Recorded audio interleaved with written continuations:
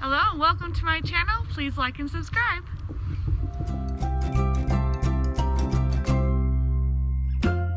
In this video, I will be putting together a stocking as if I did not have any instructions. Back a few months ago, I had a subscriber ask me how to put a stocking together if they didn't have any instructions, and honestly, I wasn't sure. Ever since I started making model stitches for Plaid, shout out for Plaid, I had to kind of learn how to put stuff together without any instructions. So in this video, I will be showing you how I put together a stocking with no instructions, and I will show you all of the stitches that you need and step by step how to put it together. So if you want to learn how to do that, please keep watching.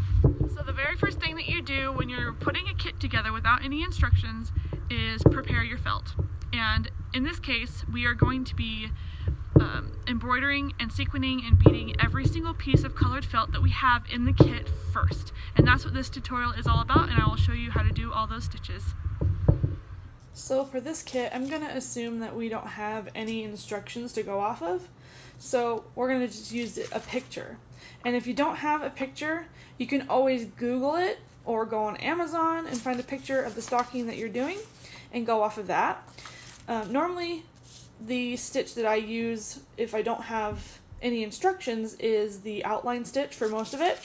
But as you can see right here, that's not an outline stitch. So just by even looking at it, you can tell what kind of stitch that's going to be. So obviously right here is the running stitch we'll be using right there. And you can tell where all the beadings are, and you can tell what color they are. And the color for this color felt will be gold, so we'll be using gold sequins and clear beads.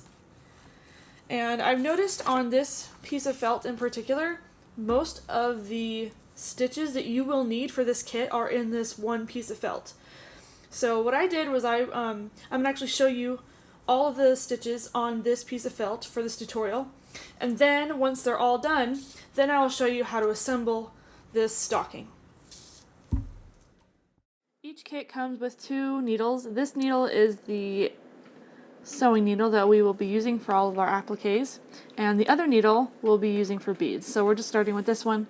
And the running stitch has 4 strands. So I'm using 4 strands for all of my running stitches. And to use 4 strands, I just take 2 of the long strands and half that, so that becomes 4, and then knot at the end. So I'm going to grab my little scissors and trim the end off. And I always keep the picture next to me so I have a good idea of how it should look like, because I try to make sure I get it as close to the picture as possible. So come up from the top, and there's a couple of ways you can do this stitch. You can just come back down and come back up again. It does take a little extra time, but I find it a little easier to do it this way. So you're basically kind of doing the running stitch just on the top of the felt. And I find that doing it this way saves a lot of time, and I keep the needle in the same position every time, and I don't have to maneuver the needle so much. And I actually do the running stitch to do my beading as well. So I'll actually show you that a little bit later on when I do some beading, how I do that. But this is the running stitch, and this running stitch is the widest one on this piece of felt. And I'll show you a couple of areas where the running stitch will be. And as I put this kit together, I will share with you the stitches that I used for each color and each piece, so you're not completely lost, because we are pretending that we don't have instructions. So when you knot these in the back, this piece of felt in particular is a little bit thin, so make sure you place the needle in the right spot and that you can't see the tail of the thread. You can also see the back of my work, so I did go through the back. So here is another running stitch example, the starfish. The running stitch is a little bit smaller, as you can see. And these little dots on the starfish are not beads, they are French knots. For the French knots, you will need 4 strands of light brown color thread, and I will do a few French knots for you so you kind of have an idea of how to do them. They're really not that hard to do once you kind of get the hang of them, and when you do them over and over like this, you kind of get an idea and a feel for how to do them. And I just keep going. I don't knot the end after each one,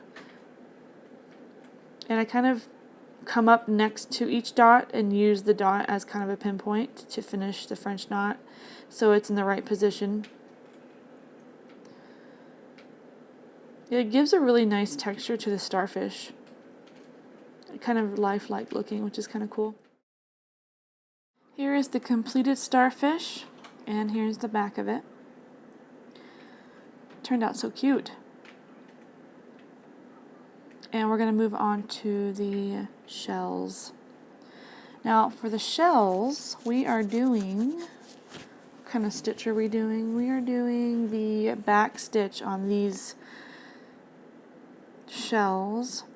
And the first color is 2 strands of light brown. And the light brown, so there's 2 colors, the light brown and the dark brown. So the light brown is going to go kind of across, kind of like a rainbowish. And we're going to follow the grid on the shell for kind of the background. This kind of stitch makes it kind of look like it has texture, like a real shell, because real shells aren't flat like this. They have kind of bumps on them, and this kind of stitch kind of mimics that, which is pretty neat in my opinion. So we're going to do that color, and then the second color, the dark brown, we're going to do the rest of the lines, and I'm going to do the back stitch a little bit smaller to give it a little bit more dimension, because shells are pretty cool in real life. I kind of want to mimic that uniqueness. So here's the 2 strands of dark brown, and I'm just going to demonstrate them. I'm doing little tiny back stitches. You kind of start off like you're going to do a running stitch, but you end up kind of going back to it.